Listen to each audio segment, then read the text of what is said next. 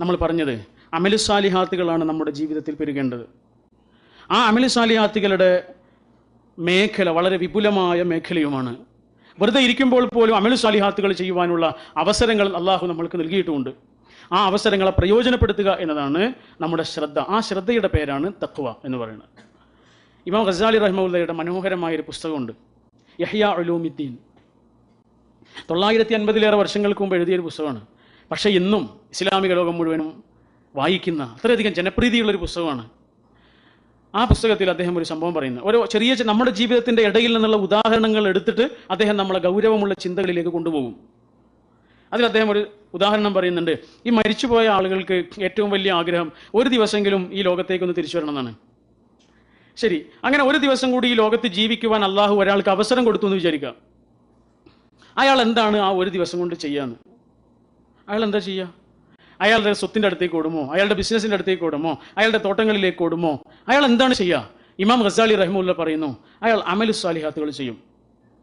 കിട്ടിയത് 24 മണിക്കൂർ ആണ് എങ്കിൽ ആ 24 മണിക്കൂർ കൊണ്ട് അയാൾ അമലു സാലിഹാത്തുകൾ ചെയ്യും. കാരണം അയാൾക്ക് മനസ്സിലായി, മരിച്ചു കഴിഞ്ഞപ്പോൾ അയാൾക്ക് മനസ്സിലായി അതുകൊണ്ടേ കാര്യമുള്ളൂ എന്ന്. അമലു സാലിഹാത്തുകളാണ് കാര്യം.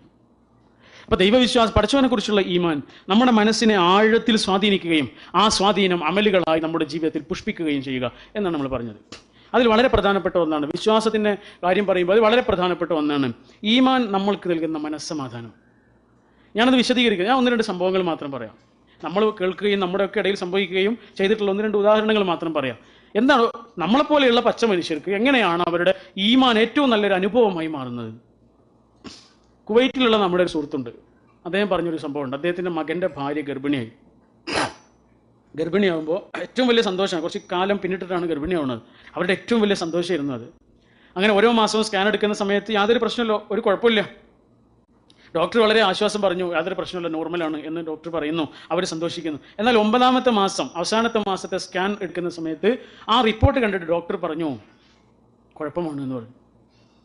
നമ്മൾ വിചാരിച്ചതുപോലെ അല്ല, കുട്ടിയുടെ കിടത്തം കുറച്ച് കുഴപ്പത്തിലാണ്, കുട്ടി തിരിഞ്ഞു വന്നിട്ടില്ല എന്ന് പറഞ്ഞു. കുട്ടി ഒന്ന് തിരിഞ്ഞു വരണമല്ലോ, അപ്പോഴാണല്ലോ സുഖപ്രസവം ഉണ്ടാവുന്നത്. ഇത് കേട്ടപ്പോൾ ഇവരൊക്കെ ആകെ വല്ലാത്ത ഒരു അവസ്ഥയിലായിപ്പോയി. അവരുടെ ജീവിതത്തിൽ അവരെ അനുഭവിക്കുന്ന ഒരു വലിയ സങ്കടമാണത്. കാരണം തീർച്ചയായിട്ടും ഓപ്പറേഷൻ വേണ്ടി വരും. അത് പിന്നെ ആ ഉമ്മയ്ക്ക് പലതരത്തിലുള്ള പ്രയാസങ്ങൾ ഉണ്ടാകും എന്ന് പല അനുഭവങ്ങളും നമ്മൾക്കുണ്ട്. പലതരത്തിലുള്ള ചെറുതോ വലുതായ പ്രയാസങ്ങൾ ഉണ്ടായിന്ന് വരാം. തീർച്ചയായിട്ടും നമുക്കാർക്കും ഇഷ്ടമില്ല. കുട്ടിക്ക് നല്ലതാണെങ്കിൽ ഉമ്മാക്ക് അതുകൊണ്ട് പ്രയാസം ഉണ്ടായിന്ന് വരാം. അപ്പോൾ ഇവരും അത് ഇഷ്ടപ്പെട്ടില്ല. ഇവരെ വല്ലാത്ത അസ്വസ്ഥതയും സങ്കടമായി അവരുടെ കുടുംബത്തിൽ. ഭക്ഷണം പോലും ഉണ്ടാക്കാത്ത ദിവസങ്ങളുണ്ടായിരുന്നു എന്ന് അദ്ദേഹം പറഞ്ഞു, സങ്കടം കൊണ്ട്. അങ്ങനെ ഡോക്ടർ സിസേറിയന് ഒരു ഡേറ്റ് കൊടുത്തു. ആ ഡേറ്റിന് പോകാനിരിക്കുകയാണ്. പുറത്ത് വണ്ടി എത്തിയിട്ടുണ്ട്. ആശുപത്രിയിലേക്ക് പോകാൻ ഒരുങ്ങുമ്പോഴും ആ വീട്ടിലെ ഓരോ ആളുകളും പറയുന്നത്, നമ്മൾ ഇത്ര നിസ്കരിച്ചിട്ടും ഇത്ര നോമ്പ് നോറ്റിട്ടും ഇങ്ങനെയൊക്കെ ആയിട്ടും എന്തിനാണ് പടച്ചോൻ നമുക്ക് തന്നെ ഇങ്ങനെ ഒരു പരീക്ഷണം തന്നത്?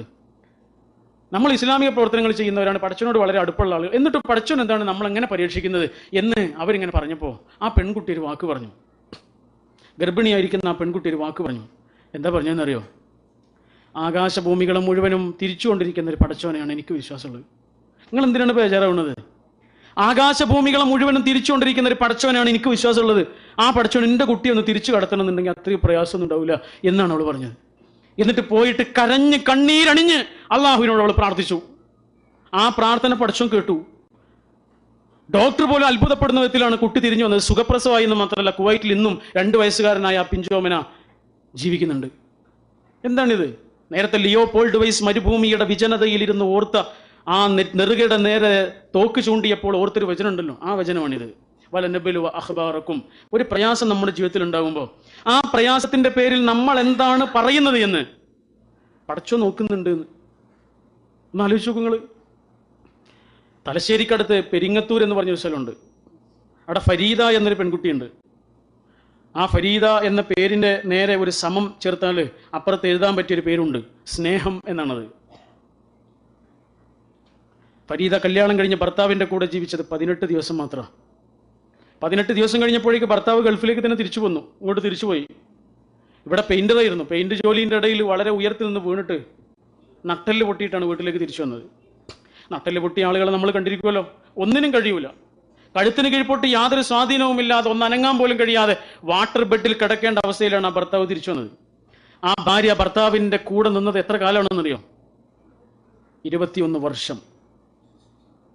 21 വർഷം, 21ാമത്തെ വർഷം ആ ഭർത്താവിന് ക്യാൻസർ പിടിപെട്ടിട്ട് ആശുപത്രിയിൽ IICUവിൽ കിടക്കുന്ന സമയത്ത് ഡോക്ടർ പുറത്തിറങ്ങിയിട്ട് പറഞ്ഞു, ഒരു പ്രതീക്ഷയില്ല എന്ന് പറഞ്ഞു. ഞങ്ങളെ കൊണ്ട് ചെയ്യാൻ പറ്റുന്നൊക്കെ ഞങ്ങൾ ചെയ്യുന്നുണ്ട്, ഒരു പ്രതീക്ഷയില്ല എന്ന് പറഞ്ഞു. ഇവരൊക്കെ അത് കാത്തിരിക്കുന്ന വാർത്തയാണ്, ആർക്കൊരു ഞെട്ടലുമില്ല. പക്ഷെ ആ ഫരീദ് എന്താ ചെയ്യുന്നതെന്ന് അറിയോ ഞങ്ങള്? ആ ആശുപത്രിയിലെ പ്രയർ ഹാളിലേക്ക് ഓടിച്ചെന്ന് 2 റക്അത്ത് നിസ്കരിച്ച് സുജൂദിൽ വീണ് പൊട്ടിക്കരഞ്ഞുകൊണ്ട് പ്രാർത്ഥിക്കുന്നത്, അല്ലാഹുവേ എൻ്റെ പ്രിയങ്കരനായ ഭർത്താവിന് നീ ദീർഘായുസ് കൊടുക്കണമെന്ന്. ദീർഘായുസ് കൊടുത്തുള്ള അവസ്ഥ എന്തായിരിക്കും? ശാരീരികമായോ സാമ്പത്തികമായോ സുഖങ്ങളില്ല എന്ന് മാത്രമല്ല, ഒരു നല്ല വാക്ക് പോലും കേൾക്കൂല, കരച്ചിലും പിടിച്ചിലും മാത്രമാ. വാട്ടർ ബെഡിൽ കിടക്കുന്ന ആ ഭർത്താവിന്റെ കൂടെ ഒന്ന് വെറുതെ കിടക്കാൻ പോലും ആ ഭാര്യയ്ക്ക് കഴിയൂല. എന്നിട്ടും ആ ഭാര്യ പറയണു, എനിക്ക് എൻ്റെ ഭർത്താവിന് വേണം. എന്തിന്? ഈ ലോകത്തെ ഏതെങ്കിലും ഒരു കൗതുകമല്ല, ഭൗതികമായ ഒരു കൗതുകവുമല്ല ആ പെൺകുട്ടിയുടെ മനസ്സിനെ സ്വാധീനിച്ചത്, അതിനപ്പുറത്തുള്ളൊരു ലോകമാണ് ഈ വിശ്വാസം.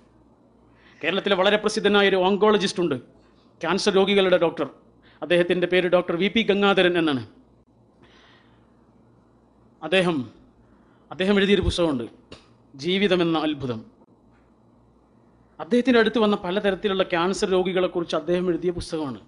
നിങ്ങൾ എവിടെന്നെങ്കിലും കിട്ടുകയാണെങ്കിൽ ആ തീർച്ചയായിട്ടും ആ പുസ്തകം വാങ്ങി വായിക്കണം. കാരണം ആ പുസ്തകത്തിൻ്റെ പ്രത്യേകത, നമ്മൾ ആ പുസ്തകം വായിച്ചു കഴിഞ്ഞാൽ മനുഷ്യരായ മനുഷ്യരോട് മുഴുവനും നമ്മൾക്ക് സ്നേഹം തോന്നും. ആരെയും നമ്മൾ വെറുക്കൂല, ആരുടെ മുഖത്ത് നോക്കിയിട്ട് നമുക്ക് അയാൾക്ക് ഇഷ്ടമില്ലാത്തൊരു വാക്ക് പറയൂല. മനുഷ്യൻ്റെ വില എന്താണെന്ന് പറഞ്ഞിരുന്നൊരു പുസ്തകമാണത്. അതിൽ അദ്ദേഹം ഒരുപാട് സംഭവങ്ങൾ പറയും. അതിലൊരു സംഭവം, അദ്ദേഹത്തിൻ്റെ അടുത്തൊരു പെൺകുട്ടി വന്നു, ക്യാൻസർ രോഗിയാണ്, വളരെ മാരകമായ ക്യാൻസർ. അതിൻ്റെ സ്കാൻ റിപ്പോർട്ടുകളെല്ലാം നോക്കിയതിന് ശേഷം ഡോക്ടർ കുടുംബത്തോട് പറഞ്ഞു, വളരെ പ്രയാസമുണ്ട്, വളരെ ഗുരുതരമായിട്ട് തന്നെ രോഗം പടർന്നു പിടിച്ചിട്ടുണ്ട്, പക്ഷെ എന്നെ കൊണ്ട് ചെയ്യാൻ പറ്റുന്നൊക്കെ ഞാൻ ചെയ്യും, നിങ്ങളുടെ സപ്പോർട്ട് ഉണ്ടെങ്കിൽ എന്നെ കൊണ്ട് ആകുന്ന വിധത്തിലൊക്കെ ഞാൻ ചെയ്യാം.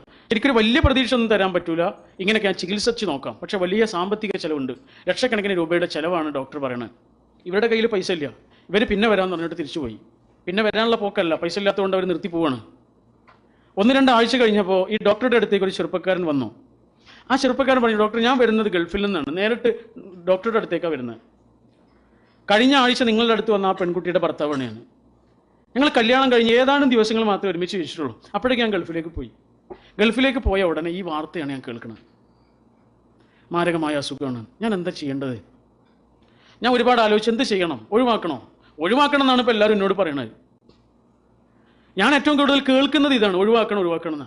ഒഴിവാക്കിയാൽ എൻ്റെ കുടുംബമോ അവളുടെ കുടുംബമോ എന്നെ അതിൻ്റെ പേരിൽ കുറ്റപ്പെടുത്തില്ല എന്ന് എനിക്ക് ഉറപ്പാണ്. കാരണം അവൾക്കൊരു ജീവിതമല്ല, അവനെങ്കിലും ഒരു ജീവിതം ഉണ്ടായിക്കോട്ടെ എന്നേ പറയുള്ളൂ. അല്ലെങ്കിൽ വെറും ആ ഏതാനും ദിവസങ്ങളുടെ ആത്മബന്ധം വെച്ചിട്ട് എനിക്ക് അവളെ ചികിത്സിക്കാം. ഏത് വേണമെന്ന് ഞാൻ കുറേ ചിന്തിച്ചു. ഞാൻ പെട്ടെന്നൊരു തീരുമാനത്തിലെത്തി, ഞാൻ അവളെ ചികിത്സിക്കും. ആ മരുഭൂമിയിൽ രാവും പകലും കിടന്ന് കഷ്ടപ്പെടേണ്ടി വന്നാലും ഞാൻ അവളെ ചികിത്സിക്കും. കടം വാങ്ങിയിട്ടാണെങ്കിലും ചികിത്സിക്കും. ആ ചികിത്സക്കിടയിൽ അവൾ മരിച്ചു പോകുകയാണെങ്കിൽ സന്തോഷത്തോടു കൂടി അവളെ മരിപ്പിക്കും. അതല്ല, ജീവിതത്തിലേക്ക് തിരിച്ചു വരികയാണെങ്കിൽ അതിലേറെ സന്തോഷത്തോടു കൂടി അവളെ സ്വീകരിക്കും എന്ന് പറഞ്ഞിട്ട് ആ ചെറുപ്പക്കാരൻ ഗൾഫിലേക്ക് തന്നെ തിരിച്ചുപോയി. പൈസ അയക്കുന്നത് ഡോക്ടറുടെ അക്കൗണ്ടിലേക്കാണ്. ഡോക്ടർ ആ പെൺകുട്ടിയെ ചികിത്സിക്കാൻ തുടങ്ങിയെന്ന് മാത്രമല്ല, മാസങ്ങൾ കഴിഞ്ഞപ്പോൾ ആ പെൺകുട്ടി റിക്കവറായി എന്ന് മാത്രമല്ല, BA കഴിഞ്ഞു, MA കഴിഞ്ഞു, B.Ed കഴിഞ്ഞു. ഇന്ന് എറണാകുളം ജില്ലയിലെ കളമശ്ശേരിയിൽ ഒരു സ്കൂൾ അധ്യാപികയാണെന്ന് മാത്രമല്ല, 2 പിഞ്ചോമനകളുടെ ഉമ്മയുമാണ്. മാഷാ അല്ലാഹ്. ഭർത്താവിനെ സ്നേഹിച്ച ഭാര്യയും ഭാര്യയെ സ്നേഹിച്ച ഭർത്താവും. ഉപാധികളില്ലാത്ത സ്നേഹമാണിത്, മനസ്സിന്റെ ആഴങ്ങളിൽ നിന്നുള്ള ഇഷ്ടമാണിത്. എത്ര തന്നെ കഷ്ടപ്പാടുകളിലും ദുരിതങ്ങളിലും കൂടെ ഉണ്ടാകുമെന്ന കൈപ്പിടുത്തമാണിത്. കൂടെ ഉണ്ടാകുന്നുള്ള ഒരു ഊർജവുമാണത്. ഇതെങ്ങനെയാണ് കൈവരുന്നത്? ഇത് കൈവരാൻ വേറൊരു മാർഗ്ഗമല്ല, ഈമാൻ മാത്രമേ ഉള്ളൂ. എൻ്റെ കൂടെ പഠിച്ചൊരു പെൺകുട്ടിയുണ്ട്. ആ പെൺകുട്ടി നന്നായി പഠിക്കുന്ന ഒരു പെൺകുട്ടി, നല്ല ദീനീ നിഷ്ഠയുള്ള, നല്ല സ്വഭാവ മഹിമയുള്ള, അങ്ങനെ നല്ല ഒരു പ്രതിഭയുള്ള പെൺകുട്ടി. വളരെ പാവപ്പെട്ട കുടുംബമാണ്. ഉപ്പ മരിച്ചുപോയി, ഉമ്മ മാത്രമേ ഉള്ളൂ. അങ്ങനെ ഉമ്മ ചെറിയ ജോലിക്കെല്ലാം പോയിട്ടാണ് ഇവളെ പഠിപ്പിക്കുന്നത്. അപ്പോൾ ഇവൾക്ക് പലതരത്തിലുള്ള പ്രപ്പോസൽസ് വരുമ്പോൾ ഇവൾ അതിനൊന്നും സമ്മതിക്കില്ല. പ്രപ്പോസലുകളെല്ലാം ഇവൾ ഒഴിവാക്കി വിടും. എനിക്ക് പഠിക്കണം, എനിക്ക് ജോലി വാങ്ങണം, ഉമ്മയെ സഹായിക്കണം, അതാണ് അവളുടെ ആഗ്രഹം. പക്ഷെ ഒരു ആലോചന എല്ലാവർക്കും ഇഷ്ടപ്പെട്ടു, കുടുംബത്തിന് ഇഷ്ടപ്പെട്ടു, മാഷന്മാർക്ക് ഇഷ്ടപ്പെട്ടു, അവളുടെ ഉമ്മയ്ക്കും ഇഷ്ടപ്പെട്ടു. അവളെ നിർബന്ധിച്ചു, അങ്ങനെ അവളതിനെ സമ്മതിച്ചു. അവൾക്ക് ഇഷ്ടമില്ലാതെ സമ്മതിച്ചു. ഇഷ്ടമില്ല എന്നാണ് ക്ലാസ്സിലുള്ള എല്ലാവരോടും അവൾ പറഞ്ഞത്. അങ്ങനെ ഇഷ്ടമില്ലാതെ കല്യാണം നടന്നു. അവളെ കൂട്ടിക്കൊണ്ടുപോയി കുറച്ച് ദിവസങ്ങൾ കഴിഞ്ഞപ്പോൾ അവളുടെ ഒരു കത്ത് ഞങ്ങളുടെ ക്ലാസ്സിലേക്ക് വന്നു. ആ കത്തിൽ അവൾ പറയുന്നത്, എനിക്കൊട്ടും ഇഷ്ടമില്ലാതെയാണ് ഈ കല്യാണം നടന്നത്, നിങ്ങൾക്കൊക്കെ അറിയാം. പക്ഷേ ഇപ്പോൾ എനിക്ക് വളരെ സന്തോഷമാണ്. ഞാനിതിനെങ്ങനെ സമ്മതിച്ചിട്ടില്ലായിരുന്നെങ്കിൽ അതിൻ്റെ വലിയൊരു നഷ്ടമായിരുന്നു. കാരണം എന്നെ അത്രയധികം ഇഷ്ടപ്പെടുന്നൊരു ഭർത്താവാണ്, എന്നെ അത്രയധികം ഇഷ്ടപ്പെടുന്നൊരു കുടുംബമാണ് എന്നൊക്കെ പറഞ്ഞിട്ടാണ് അവളുടെ കത്ത്. എന്ന് പറഞ്ഞാൽ അവൾ സന്തോഷവതിയാണ്. കുറച്ച് മാസങ്ങൾ കഴിഞ്ഞ് അവൾ ഗർഭിണിയായി. ഇയാൾ ഗൾഫിലേക്ക് തന്നെ തിരിച്ചുപോയി. റിയാസ് എന്നാണ് അയാളുടെ പേര്. ഗൾഫിലേക്ക് തിരിച്ചുപോയ അദ്ദേഹം ഒരു അപകടത്തിൽപ്പെട്ട് മരിച്ചുപോയി.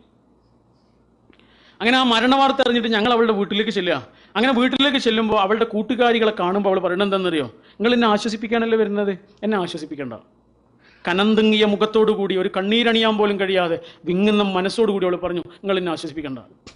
കാരണം എനിക്കറിയാം എന്താ സംഭവിച്ചതെന്ന്. ഒരു പെണ്ണിൻ്റെ ജീവിതത്തിൽ ഏറ്റവും വലിയ നഷ്ടമാണ് സംഭവിച്ചത്. എൻ്റെ ജീവിതത്തിൽ ഏറ്റവും വലിയ നഷ്ടമാണ് സംഭവിച്ചത്. എന്നെ കൊണ്ട് ഒരാളെ എത്ര ഇഷ്ടപ്പെടാൻ കഴിയോ അതിലേറെ ഞാൻ അദ്ദേഹത്തെ ഇഷ്ടപ്പെട്ടിട്ടുണ്ട്. പക്ഷെ ഞാൻ അദ്ദേഹത്തെ ഇഷ്ടപ്പെട്ടതിനേക്കാളേറെ അദ്ദേഹത്തെ ഇഷ്ടപ്പെട്ട ഒരാളുണ്ട്, അയാളുടെ അടുത്തേക്കാണ് എൻ്റെ റിയാസ്ക പോയിട്ടുള്ളത് എന്ന് പറഞ്ഞു.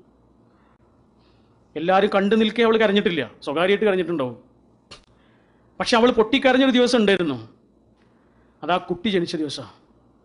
ആ പിഞ്ചോമനയുടെ മുഖം കണ്ടപ്പോൾ കരഞ്ഞുപോയി. ആ പിഞ്ചോമനയുടെ കൊഞ്ചലും കൗതുകവും കാണാൻ അവളുടെ പ്രിയങ്കരനായ ഉപ്പ ഈ ലോകത്തില്ലല്ലോ എന്ന സങ്കടം കൊണ്ട് ആ ഉമ്മ കരഞ്ഞുപോയി. അവൾ ആ കുട്ടിക്കൊരു പേരിട്ടു. പേര് കെൻസ റിയാസ് എന്നായിരുന്നു. കെൻസ എന്ന് പറയുന്ന നിധി എന്നാണ്, റിയാസിൻ്റെ നിധി. ആ റിയാസിൻ്റെ നിധിയോടൊപ്പം അവൾ ജീവിതം തുടങ്ങി. പക്ഷേ അള്ളാഹു അതിനുള്ള അനുഗ്രഹം അവൾക്ക് കൊടുത്തില്ല. അവൾക്ക് മാരകമായ അസുഖം വന്നു, ബ്ലഡ് ക്യാൻസർ വന്നു.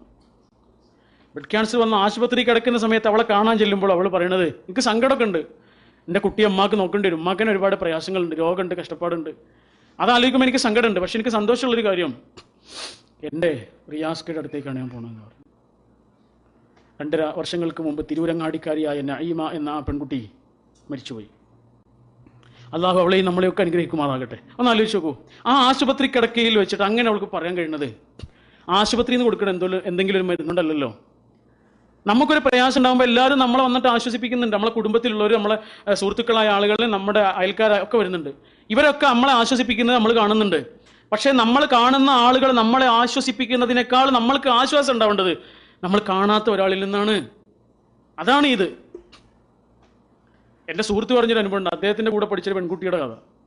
എക്സാം നടക്കുന്ന സമയത്ത് വീട്ടിൽ നിന്ന് ഫോൺ വരിക, ഉപ്പാക്ക് തീരെ സുഖമില്ലാന്ന്. ഇവൾ പറഞ്ഞു, എൻ്റെ എക്സാം എനിക്ക് മുടക്കാൻ കഴിയില്ല. എക്സാം അന്ന് എഴുതി, പിറ്റേന്ന് എക്സാം എഴുതി, പിറ്റേന്ന് വീട്ടിൽ നിന്ന് ഫോൺ വന്നു, ഉപ്പാക്ക് തീരെ സുഖമില്ല, എന്തായാലും വരണമെന്ന്. എന്തായാലും വരണം, തീരെ സുഖമില്ല എന്ന് പറഞ്ഞിട്ട് അവള് എക്സാം വേഗം എഴുതിയിട്ട് അവള് ഈ കൂട്ടത്തിലുള്ള അവളുടെ സുഹൃത്തുക്കൾ എന്ത് ചെയ്യാണ്, ആൺകുട്ടികൾ അവളുടെ ഒരു വണ്ടി വിളിച്ചിട്ട് വീട്ടിലേക്ക് കൊണ്ടുപോവാണ്, ഒരു ജീപ്പ് വിളിച്ചിട്ട് വീട്ടിലേക്ക് കൊണ്ടുപോവാണ്. ആ സമയത്ത് അവളുടെ കയ്യിൽ ഒരു കവറുണ്ട്, ഒരു ബാഗുണ്ട്. അപ്പോൾ ആരും ചോദിച്ചു, എന്തിനാണ് ഈ ബാഗ് എന്ന് ചോദിച്ചു. വേഗം പോയി വരാനുള്ളതല്ല, എന്തിനാ ബാഗ്? അപ്പോൾ അവൾ പറഞ്ഞു, ഇതിൻ്റെ നിസ്കാര കുപ്പായാണ്, എൻ്റെ ഉപ്പ ചിലപ്പോൾ മരിച്ചിട്ടുണ്ടാവും. അവർക്ക് എന്നോട് പറയാൻ മടിയായിട്ടാണ്, എൻ്റെ ഉപ്പ ചിലപ്പോൾ മരിച്ചിട്ടുണ്ടാവും.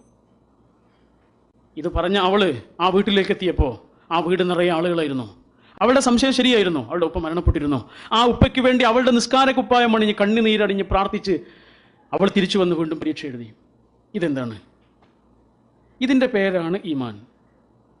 നമ്മുടെ പ്രതിസന്ധികളിലും നമ്മുടെ വേദനകളിലും നമ്മുടെ കഷ്ടപ്പാടുകളിലും നമ്മൾക്ക് അനുഭവിക്കാൻ കഴിയുന്ന ആശ്വാസമാണ് യഥാർത്ഥത്തിൽ ഈമാൻ. ആ കഷ്ടപ്പാടുകളുടെ എല്ലാം ഒടുവിൽ നമ്മൾക്ക് വരാനിരിക്കുന്ന ഒരു നല്ല കാലത്തെക്കുറിച്ചുള്ള പ്രതീക്ഷയാണത്. ഒരുപക്ഷെ ഈ ലോകത്താവണമെന്നില്ല, അല്ലെങ്കിൽ മറ്റൊരു ലോകത്ത് നമ്മൾക്ക് വരാനിരിക്കുന്നു. ഒരു സ്ത്രീയുടെ ജീവിതത്തിൽ ഏറ്റവും വലിയ കഷ്ടപ്പാട് എന്താ? പ്രസവമാണ്. എന്നാൽ ഒരു സ്ത്രീയുടെ ജീവിതത്തിൽ ഏറ്റവും വലിയ സന്തോഷം എന്താ? ആ കുട്ടിയെ ഒന്ന് കാണലാണ്, അല്ലേ? ഏറ്റവും വലിയ കഷ്ടപ്പാട് അനുഭവിക്കുമ്പോഴാണ് ഏറ്റവും വലിയ സന്തോഷം ജീവിതത്തിൽ ഉണ്ടാവുന്നത്. ഇവിടെ ഇരിക്കുന്ന VP മുഹമ്മദ് അലി സാഹിബ്, നമ്മൾ കാണുമ്പോൾ അദ്ദേഹം ഒരുപാട് അനുഗ്രഹങ്ങളുടെ നടുവിലാണ്. പക്ഷേ സങ്കീർണവും പ്രശ്നകലുഷിതവുമായ, എങ്ങോട്ട് നോക്കിയാലും ഒരു ഉത്തരം കിട്ടാത്തൊരു ജീവിതം അദ്ദേഹത്തിൻ്റെ പിറകിലുണ്ടായിരുന്നു. ഞാനത് വിശദീകരിക്കുന്നില്ല. അദ്ദേഹം പല സന്ദർഭങ്ങളിൽ നമ്മളോട് പറഞ്ഞതാണ്, നിങ്ങളോട് തന്നെ പറഞ്ഞിട്ടുണ്ട് അദ്ദേഹം. ആ സങ്കടങ്ങളുടെയും പ്രയാസങ്ങളുടെയും കഷ്ടപ്പാടുകളുടെയും ഒടുവിൽ അദ്ദേഹം ഇന്ന് അനുഭവിക്കുന്ന അനുഗ്രഹമുണ്ട്. ആ അനുഗ്രഹത്തിൻ്റെ തിരിച്ചറിഞ്ഞ ആളാണ് അദ്ദേഹം. അദ്ദേഹം ഇവിടെ ഇരിക്കുന്നതുകൊണ്ട് ഞാൻ പുകഴ്ത്തി പറയുന്നില്ല. പക്ഷെ ഒരു കാര്യം എനിക്ക് പറയാതിരിക്കാൻ കഴിയില്ല, അത് അദ്ദേഹത്തിൻ്റെ പിറകിലുള്ള 2 വ്യക്തികളെ കുറിച്ചാണ്. ഒന്ന് അദ്ദേഹത്തിൻ്റെ ഉപ്പയാണ്, മറ്റൊന്ന് അദ്ദേഹത്തിൻ്റെ ഉമ്മയാണ്. അദ്ദേഹത്തിൻ്റെ ഉപ്പ ഒരു നാടിൻ്റെ മുഴുവനും താങ്ങുന്നണലുമായിരുന്നു. വീട്ടിൻ്റെ ഉള്ളിൽ സ്വകാര്യമായി സങ്കടങ്ങൾ അനുഭവിക്കുമ്പോഴും, പട്ടിണി അനുഭവിക്കുമ്പോഴും, അല്ലെങ്കിൽ ദുരിതങ്ങൾ അനുഭവിക്കുമ്പോഴും ഒരു നാടിന് മുഴുവനും കൈത്താങ്ങായിരുന്നു. ദീനിനോട് കാണിച്ച അങ്ങേയറ്റത്തെ പ്രതിബദ്ധതയും ദീനീ രംഗത്തോട് കാണിച്ച അങ്ങേയറ്റത്തെ ആവേശവുമാണ് അദ്ദേഹത്തിന് ബർക്കത്തായി പരലോകത്തിൽ ലഭിക്കുവാൻ ഒരു മകനിലൂടെ അള്ളാഹു അനുഗ്രഹങ്ങൾ വാരിച്ചൊരിഞ്ഞു കൊടുക്കുന്നത്. അതുപോലെ അദ്ദേഹത്തിൻ്റെ ഉമ്മയും നാട്ടിലെ ഓരോ മനുഷ്യനും പ്രിയപ്പെട്ട ഒരു ഉമ്മയായിരുന്നു അത്. ഓരോ പട്ടിണിക്കാരെയും പ്രയാസപ്പെടുന്നവരെയും തിരിച്ചറിഞ്ഞ് സഹായിച്ചൊരു ഉമ്മയായിരുന്നത്. ആ ഉമ്മയുടെയും ഉപ്പയുടെയും മകൻ അങ്ങനെ ആകാനേ തരമുള്ളൂ. ഞാനിത് പറയുന്നത്, നമുക്കൊക്കെ മക്കളുണ്ട്, ആ മക്കൾ നമ്മെ ഓർക്കുന്നത് ഈ ഒരു കൃതാർത്ഥത നിറഞ്ഞ മനസ്സോടുകൂടിയായിരിക്കണം. മഹാനായ സക്കരിയ നബി അലൈഹി സ്വലാമിന്റെ ഒരു പ്രാർത്ഥന സൂറത്ത് മറിയമിൽ അല്ലാഹ് കൊടുത്തിട്ടുണ്ട്. വഇന്നീ ഖിഫ്തു അൽ മവാലിയ മിൻ വറാഇ, വഇന്നീ ഖിഫ്തു അൽ മവാലിയ മിൻ വറാഇ. പഠിച്ചവനെ, എന്റെ ശേഷം എനിക്കൊരു മക്കളില്ലല്ലോ എന്നതിൽ എനിക്ക് സങ്കടമാണ് എന്നല്ല, എനിക്ക് പേടിയാണ്. പഠിച്ചവനെ, ഞാൻ ഈ സമൂഹത്തിന് കൈമാറിയ ഒരു സന്ദേശമുണ്ട്, ആ സന്ദേശം എനിക്ക് ശേഷം കൊണ്ടു നടക്കാൻ ഒരാളില്ലല്ലോ എന്നതിൽ എനിക്ക് പേടിയാണ് എന്ന് പറഞ്ഞത്. മക്കളില്ലാത്തതിൽ നമുക്ക് വിഷമാണ് ഉണ്ടാവല്. സക്കരിയ നബി അലൈഹി സ്വലാം പറയുന്നത് എനിക്ക് പേടിയാണെന്ന്.